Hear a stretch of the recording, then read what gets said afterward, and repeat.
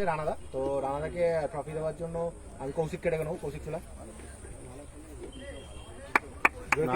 ভালো ব্যাট খেলেছে।